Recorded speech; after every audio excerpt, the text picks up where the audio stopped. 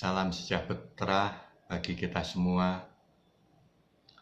Jika saya diminta untuk berandai-andai tentang apa yang perlu dan akan saya lakukan jika saya dipercaya menjadi pimpinan Sinode GPIB, maka saya akan menggumuli beberapa hal yang saya anggap penting dan mendasar. Antara lain, yang pertama, menetapkan visi dan misi pribadi saya adalah menjalankan visi dan misi GPIB, ditambah dengan memelihara dan menjalankan hubungan yang dinamis dengan jemaat-jemaat dalam kesadaran bahwa seorang pemimpin bukanlah seorang bos. Seorang pemimpin adalah seorang pelayan Tuhan yang ditugaskan untuk memimpin jemaatnya dengan bersikap netral, terbuka terhadap realita maupun kebutuhan zaman. 2. Mengajak rekan sekerja agar dapat bersehati bersepikir untuk secara bersama-sama sebagai satu persekutuan yang melayani dalam mengelola lembaga GPIB, sebab sesungguhnya Tuhan memberi kemampuan dan penugasan yang berbeda satu dengan yang lain adalah untuk saling melengkapi agar dapat menjadi satu kesatuan yang utuh dalam bekerja, bergumul, dan bermusyawarah.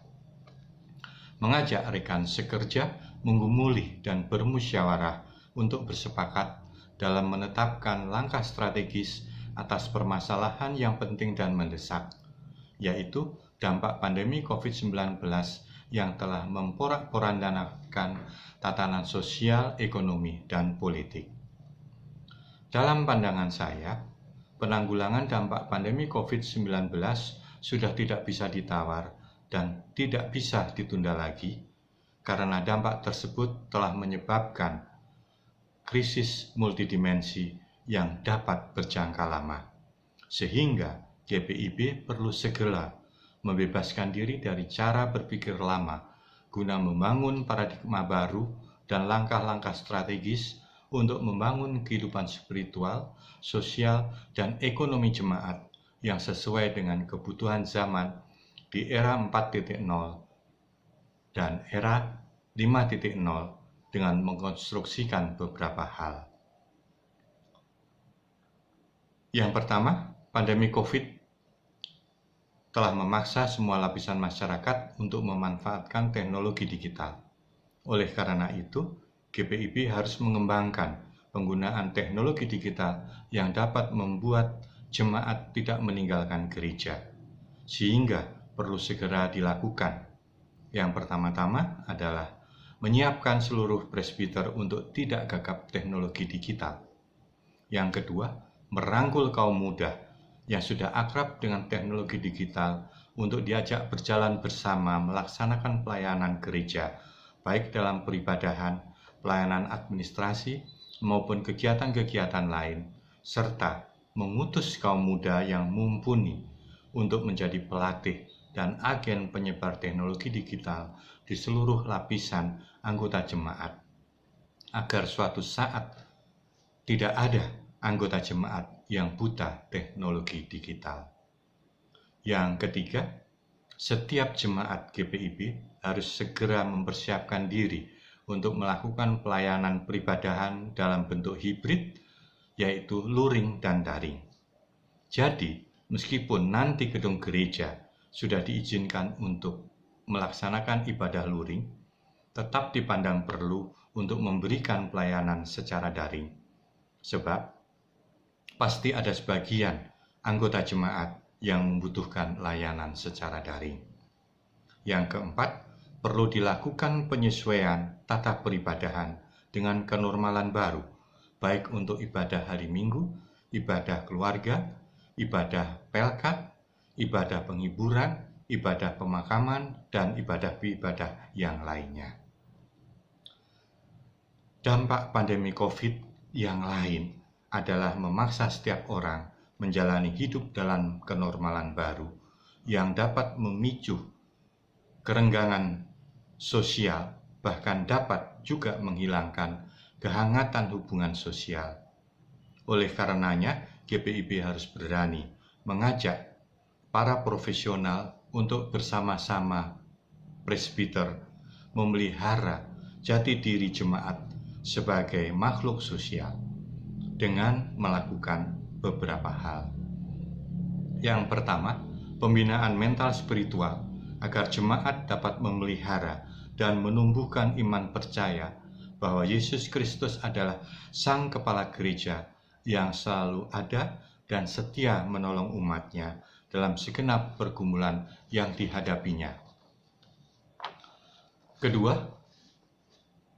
pembinaan mental dan psikologi sosial agar jemaat dapat terus memelihara bahkan menumbuhkan kehangatan hubungan yang mendatangkan damai sejahtera di tengah keluarga dan lingkungan sekitarnya.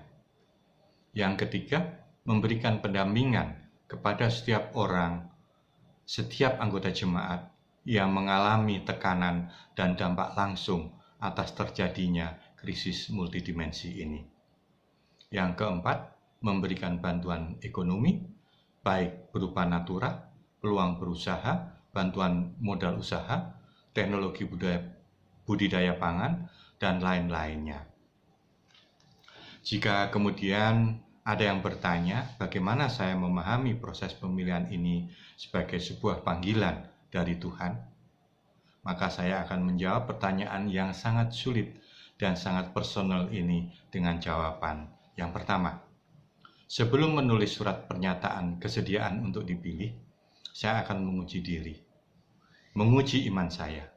Apakah sampai saat saya akan menuliskan surat pernyataan kesediaan tersebut, saya hanya melayani Yesus Kristus sebagai Tuhan dan Juru Selamat hidup dan kehidupan saya? Atau adakah yang saya layani, misalkan ambisi pribadi saya atau hal-hal lain? Maka jika ada hal lain selain Kristus, maka saya harus berani untuk tidak membuat surat pernyataan bersedia dipilih. Yang kedua, saya mengimani bahwa setiap utusan dalam persidangan Sinode Raya adalah anggota presbiter yang telah dibaptis dalam nama Bapa, Putra, dan Roh Kudus, dan yang telah dibina dan diperlengkapi Tuhan sebagai pelayannya. Oleh karenanya, saya mengimani bahwa Roh Kudus sudah pasti tinggal di dalam diri setiap utusan. Dan Roh Kudus itu pula yang akan membimbing dan menguasai hati setiap utusan dalam melakukan pemilihan fungsionaris majelis sinode. Yang ketiga, Tuhan adalah Allah yang Maha Kuasa yang dapat memakai siapa saja untuk menjadi alatnya dalam memanggil dan mengutus seseorang untuk menjalankan tugas yang ditetapkannya. Oleh karenanya, saya percaya tidak ada seorang pun yang dapat mengelak panggilan dan pengutusannya, baik itu Yunus, Saulus, maupun tokoh-tokoh yang lain. Saya juga percaya ketika Tuhan memanggil dan mengutus seseorang, Tuhan tidak tinggal diam, tetapi Tuhan juga bekerja untuk melengkapi dengan hikmat dan kemampuan. Bahkan Tuhan juga akan mengirim orang-orang yang tulus dan rela hatinya, menolong orang yang dipanggilnya, sehingga ia dapat menjalankan tugasnya dengan baik. Semoga perenungan ini dapat terus saya pegang dan menghidupi syukur saya sebagai orang yang telah ditebus dosanya dan diselamatkan oleh Yesus Kristus. Terima kasih.